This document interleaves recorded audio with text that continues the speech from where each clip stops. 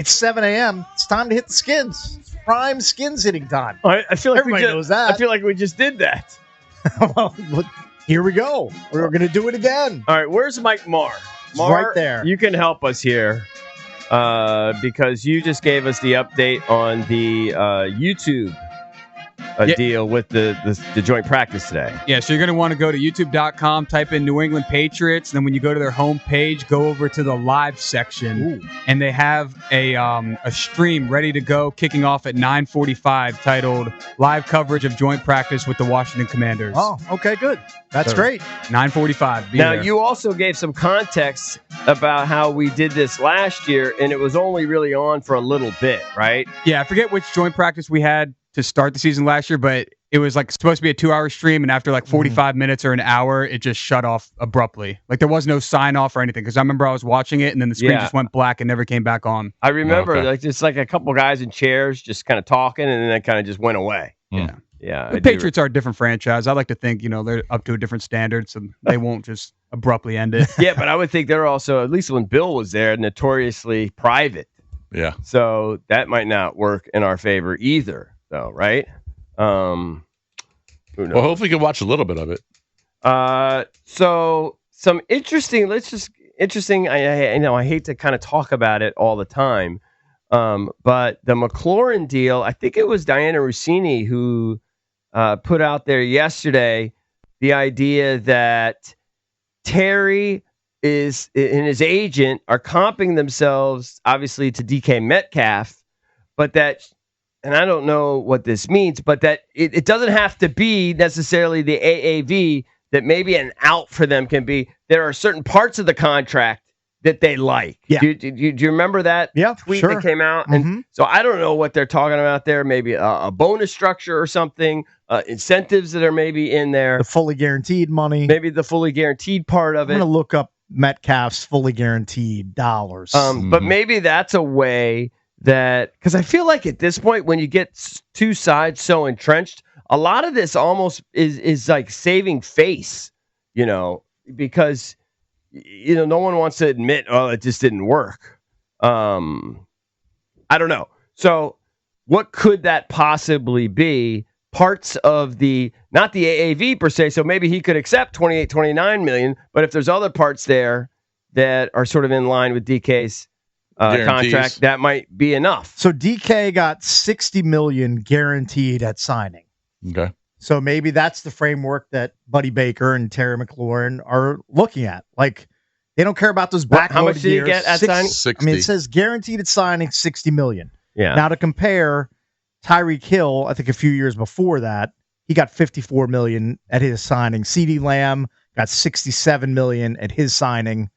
Actually, the guy who got the most guaranteed at signing is Justin Jefferson, even more than Jamar Chase. What did he get? He got $88 million. Oof. So obviously Terry's not going to be in that they say neighborhood. Metcalf signed an extension including $80 million in total guarantees, but $60 million locked in right at the signing. Right, that's what I'm looking at here on Spot Track. Yeah. So he still got $80 million guaranteed, but $60 million guaranteed up front. Right. Nothing you could do to screw it. I don't know how that could be a difference. Like, how can you have? Yeah, I don't know. Like, a guarantee's a guarantee. Mm-hmm. Yeah, but I think there's a difference between a guarantee and fully guaranteed. Right. You know what I'm saying? Like, there's so definitely weird. that. So, like, if that you're on the lingo. roster June 1, it's guaranteed. But yeah, I mean, I would have to have I'd have to have like Joel Corey come in and give us the delineation between guaranteed. Fully guaranteed. Right. Yeah, let's get a contract guy back on. So the signing bonus was $30 million for DK? No. Well, I mean, they say locked in at $60 million. So essentially the signing bonus was $60 million? Because that was all up front, He got right? $60 million guaranteed at the signing. Up front. I don't know if that means they wrote him a check for $60 million that day. It just means like maybe they just when you sign your contract, you're getting signing, 60 you're getting 60. Like maybe 30 or 35 mil comes right when you sign it. Yeah, because I thought I read like 30. a year later or 6 months later, they'll give you the rest of the amount. He had a $30 million signing bonus. Yeah. All right, so half of that was at signing. Right. Yeah, but they say for some reason they word it as $60 million locked in at signing. Yeah, $60 million fully guaranteed. He got 30 up front.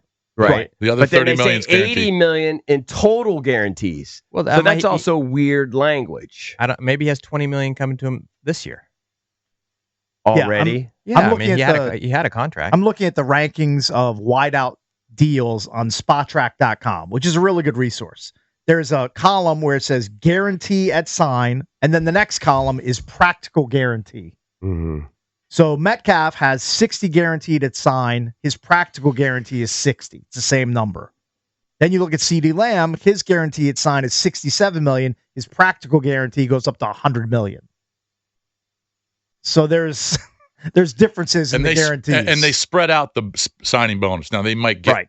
they might give him that money up front, but they spread it out based on their cap. Right. So it's $6 million a year for the Steelers on the cap. Right. For the next 5 years. Now, I will say there is an article here where, just last thing on the Terry situation, I know J.P. Finley's actually even kind of quoted in here where they're saying that everyone feels good. Here's the quote. Everyone feels good that this is going to get done.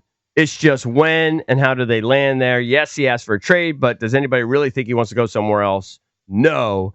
And again, I go back to what I originally thought sort of a month ago, as somebody pointed out, that both sides want to get a deal done. It's not like they're looking for a reason to get rid of Terry McLaurin, or and it's not like he's really looking for a reason to leave. He's asked for a trade, but that's just kind of like a formality thing. He doesn't really want to trade. He'd rather play out his career here. The Commanders know that if they're going to make any sort of playoff run, Terry McLaurin has to be a big part of it. Mm-hmm. Yeah.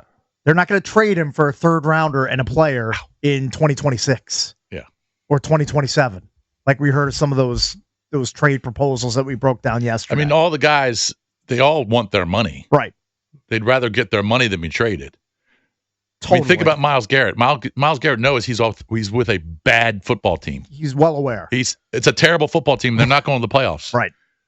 If someone wanted to get traded and go to a good team and contend for a Super Bowl, it'd be Myles Garrett. Right. Did Myles Garrett get traded? No, he signed on the dotted line. He took a huge sack of money from the He Cleveland wants Browns. the money, and that's what Terry wants. Right. Now, Terry obviously has a chance to go deep in the playoffs as well. But So this is pretty cool. We've had Eric Edholm on the show before, haven't we? Yeah, I feel like several times. Many times. Was he a PFF guy at one point? I know now at one he's with point he worked for NFL.com. Yahoo. Okay. I'm not sure who else he's worked for. So he recently put out a power rankings, and somebody's writing about this just a few minutes ago. And I think this is pretty cool because obviously I said this in the offseason. I still think it's true. I think Washington's kind of like the sexiest team in the league with Jaden. He's kind of made them like a really sexy, trendy team. Mm-hmm. I think maybe in years past, and maybe still to an extent, Detroit has been kind of like the sexy team on the come that people watch out for. Washington, I think, still fits the bill. Just look at all the primetime appearances they have in 2025. I mean, we're kind of the team that everybody is interested in and really thinks has an opportunity.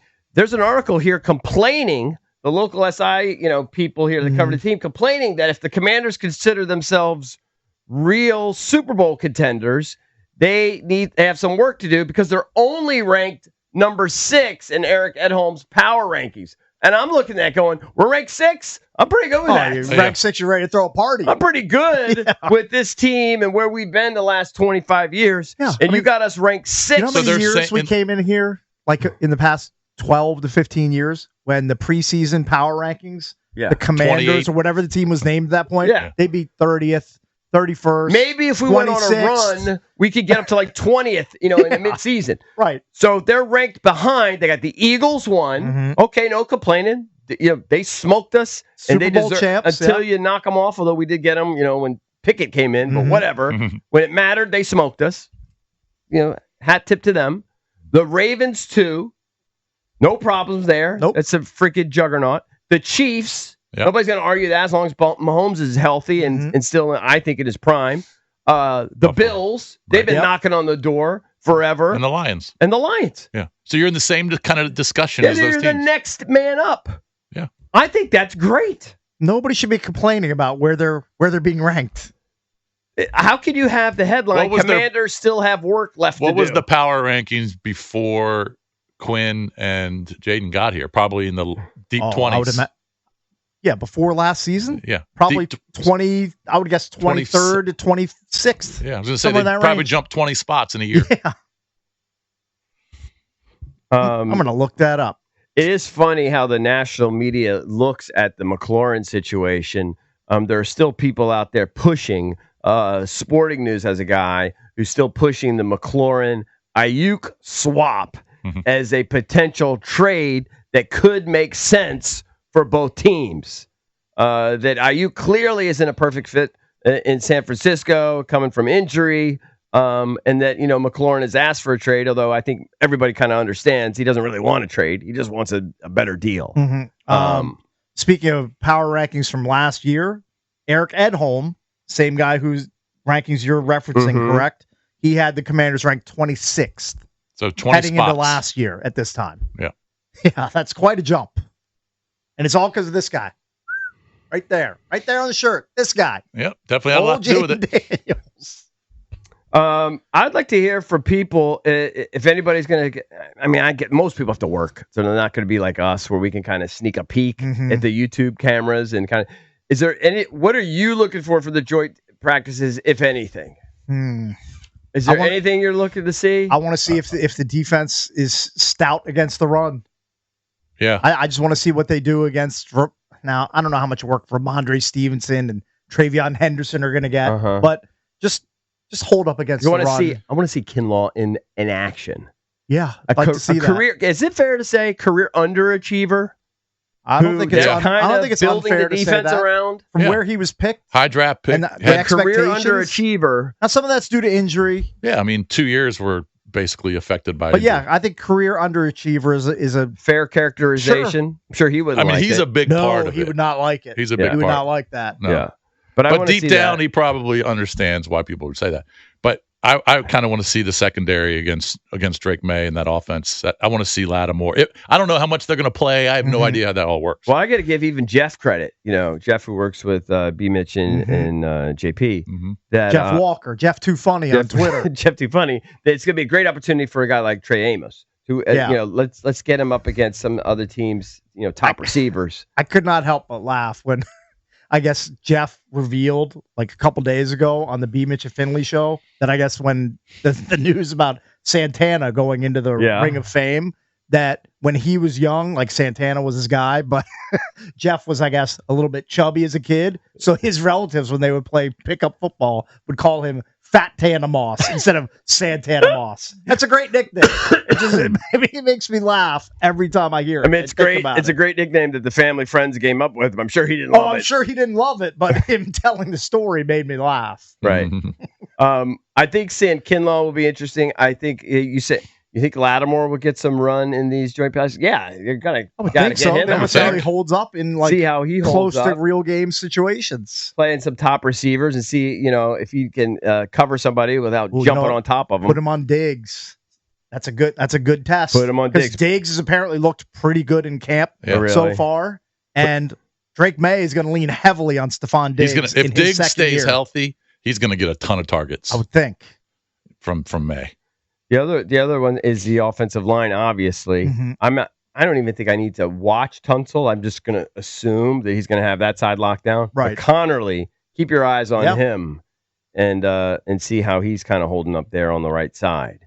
So there are a lot of things. There's a lot of interesting stories. A lot of good subplots. To follow. Yeah. It starts to get real today. That folks. is correct. And by the way, people will find a way, even if they have like real jobs.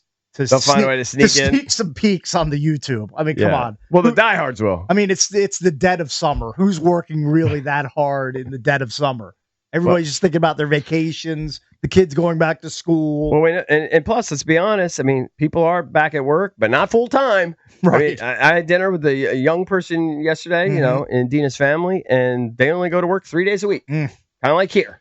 That must be nice. Practice officially starts at 10:20. I've been told. 10:20. And I mean, I'm 99% sure that JP Finley and B. Mitch are on site. They'll have all the updates from the scrimmage. Mar, when did you say the YouTube link for the Pats goes live? 9:45. 9:45. All right. So half hour before practice. All right, good.